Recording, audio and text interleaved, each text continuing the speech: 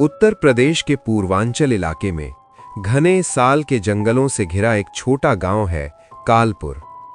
दिन में ये गांव बाकी गांव जैसा ही लगता, खेत, पगडंडियां, मंदिर की घंटियां और स्कूल के शोर से भरा। लेकिन जैसे ही सूरज ढलता, पूरा गांव एक अनकहे डर के नीचे दब जाता। लोग अंधेरा होने से पहले अपने दरवाजों पर भारी कुंडे चढ़ा देते, खिड़कियां बंद कर लेते और जंगल की ओर कोई आंख उठाकर भी नहीं देखता। इसकी वजह थी गांव के बीच जंगल में खड़ी एक हवेली, एक खंडहर, एक घाव, जमींदार की हवेली। 100 साल पुरानी उस हवेली की कहानी आज भी हवा में तैरती है।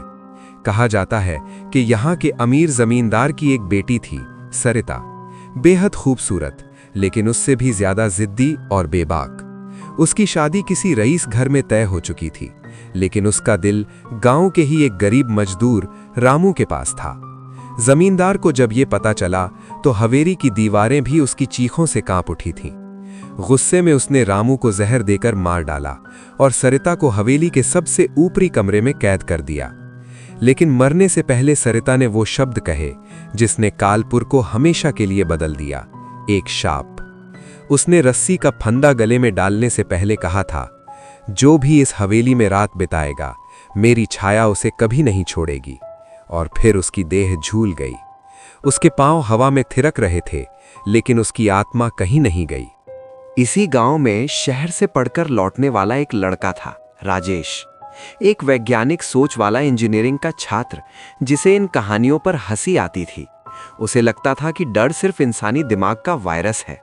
इस बार जब वो छुट्टियों में लौटा तो बचपन के दोस्त अजय ने उसे वही चुनौती दे डाली, अगर भूत नहीं होते तो एक रात हवेली में रहकर दिखा दे। राजेश ने कंधे उचका दिए, बैग से कैमरा निकाला और मुस्कुराते हुए बोला, आज रात ही चलता हूं, रिकॉर्डिंग में सच कैद होगा, अफवाह नहीं। रात में जंगल का रास्ता अलग ही दुनिया में खुलता है। चांद पेड़ों की टहनियों में फंसकर अधूरा सा दिख रहा था, जैसे किसी टूटे शीशे के पीछे जल रही रोशनी। हवेली के दरवाजे आधे गिरे हुए थे, दीवारें सीलन से काली, जैसे किसी ने उन पर रात को पेंट की तरह पोत दिया हो। राजेश अंदर दाखिल हुआ। फ्लैशलाइट की सफेद किरणें धूल के कणों पर तैरने लगीं। हर कदम के साथ फर्श से सूखी हड्डियों जैसी आवाजें आती, कड़क कड़क। ग्राउंड फ्लोर का कमरा चुना गया, कैमरा ऑन हुआ। देखो दोस्तों, यहाँ कुछ नहीं है, वो बोल रहा था, लेकिन उसकी आवाज में वो भरोसा अब भी अधूरा था। रात गहरी हुई। 11 बजते बजते जंगल की आवाजें भी धीमी पड़ गईं, जैसे प्रकृति खुद सांस रोक ले। तभी ऊपर से सीढ़ियों पर किसी के चलने की आवाज आई, धीमी, भारी, इंसान जैसी। राजेश सीढ़ियां चढ़ा। लकड़ी के हर पायदान से चिर चिर की आवाज निकलती, जैसे हवेली उसे ऊपर बुला रही हो। ऊपर का हॉल खाली था, लेकिन हवा चल रही थी, बंद खिड़कियों के बावजूद। तभी रोने की आवाज आई, मुझे छोड़ दो। राजेश का खून जैसे जम गया। उसने आईने में देखा और आईना भी जैसे चीख पड़ा।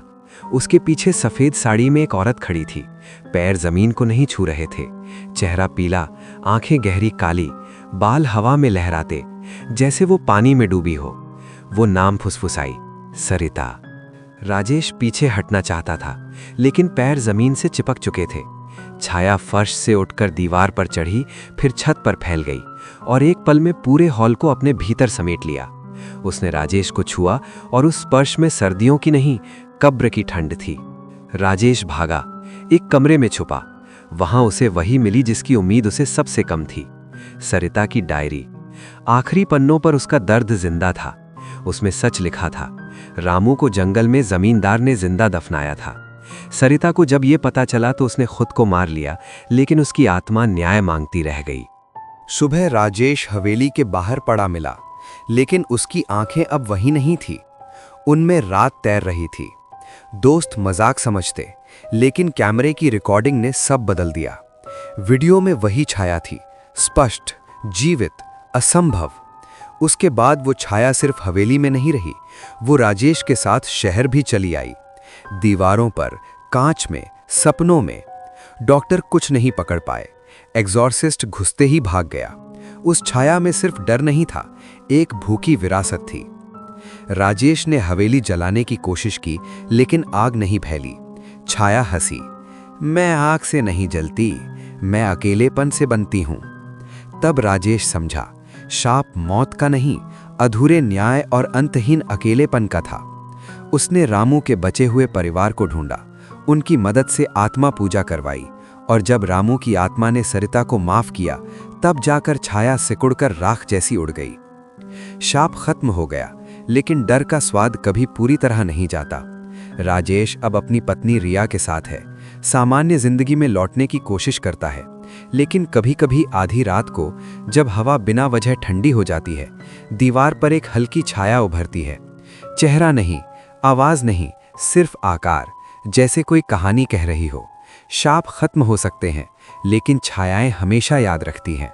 सुबह राजेश हवेली के बाहर पड़ा मिला, लेकिन उसकी आंखें अब वही नहीं थी, उनमें रात तैर रही थी। दोस्त मजाक समझते, लेकिन कैमरे की रिकॉर्डिंग ने सब बदल दिया।